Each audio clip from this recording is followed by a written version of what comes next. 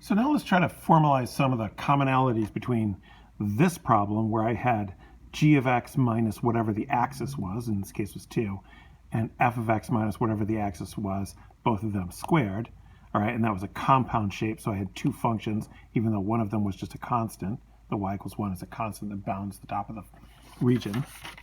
And this one, where the axis of rotation is the top of the region, therefore there's no hole. You can't pass anything through there. And then that way all we had was the function, right? The function f of x minus the k squared, right? So that was our integrand. So can we formalize that into some general formulas? Yes, we can. So basically, if I do an off-axis rotation about the line y equals k, so I'm doing y equals k, the integration is going to be dx because that y equals k line is parallel to the x-axis. So it's really more like a rotation about the x-axis than the y-axis. Y equals k, the integration is dx. So if I have no hole, I can just do the integral from a to b of f of x minus k squared with a pi. If there's a hole, I can just do pi times the integral of g of x minus the axis squared minus f of x minus the axis squared. All right, so that's why I always put, remember when I moved, I switched some things around. Like if you do the analysis on this, it can look like the radius is 2 minus x squared, but I wrote it x squared minus 2 instead. That was just so I could always get the k second, just to be consistent. And then that way we can write a general formula where the k always comes second. Of course, it wouldn't matter if you switch these terms because you're squaring that binomial. So it loses its sign anyway.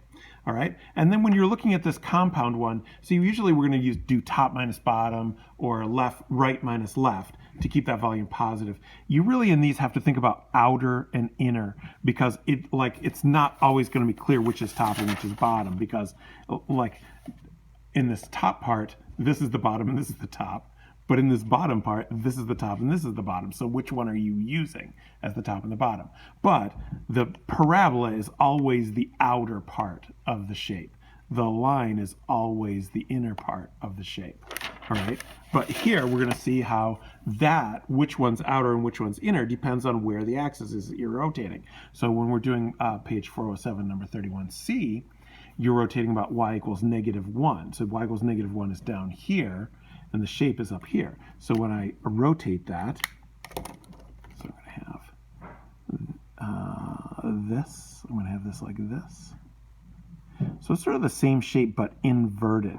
So now the outside of this shape is going to look like a flat cylinder, but the inside is going to have this sort of a flared hole through it. So like a jet nozzle maybe on a rocket.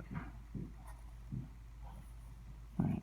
So the outside is just a nice flat cylinder, but the inside has this flared cavity that passes all the way through.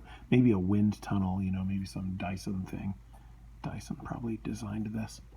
All right, so there you go. That's sort of what this shape looks like. If you can see that at all, I don't know if you can or not, but that's sort of it. Maybe you can imagine it if you can't see it. Now, so here's the thing. We can jump straight to this formula, but you really should think first, like what does the ith element look like and how does it affect what's going on in this formula? So here's at least think about your ith element looking like that. And so it's spinning around. So we're going to have nice rings going around. And because what you have to think about, which one's outer and which one's inner now. So the outer part of the function is now the flat part out here. This is the outer part. And now this in here is the inner part. Well, the outer part is the function y equals 1. So that's now going to be your g of x, because now it's the outer function. We used, here, we used g of x was the x squared, because g of x was the outer function. Because x squared was the outer function, and 1 was the inner function. So we did g of x is x squared, f of x is 1. Now we're switching their roles because now the y equals 1 is the outer function, g of x, and the x squared is the inner function, y equals x squared. All right, so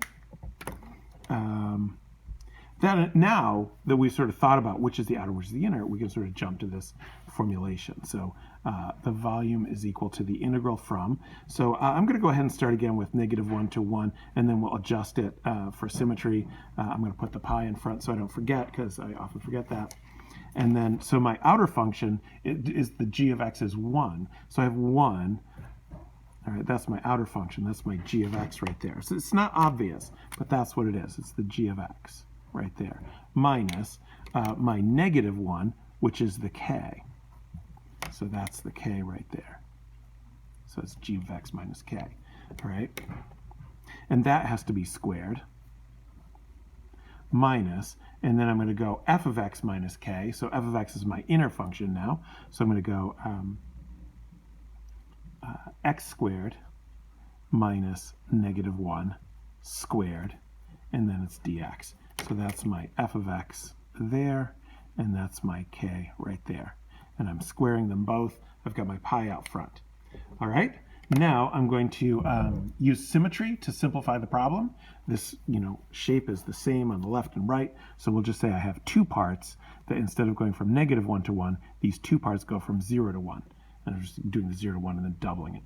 And then let's see how we can simplify. I've got 1 minus -1 is 2, squared is 4. And then I've got this, I'll just simplify to x squared plus 1 squared, and then I have dx, and then so I have 2 pi integral 0 to 1, 4 minus, so this is going to be x squared plus, x fourth, right? X fourth plus 2x squared plus 1, and dx. Let's combine like terms.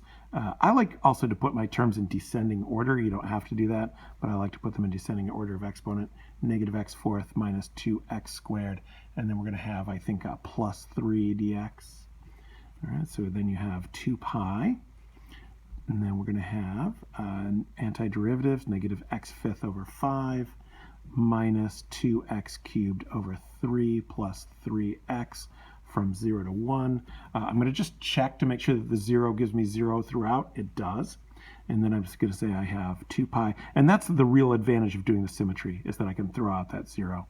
And then I'm just going to have -1/5 minus 2/3 plus 3.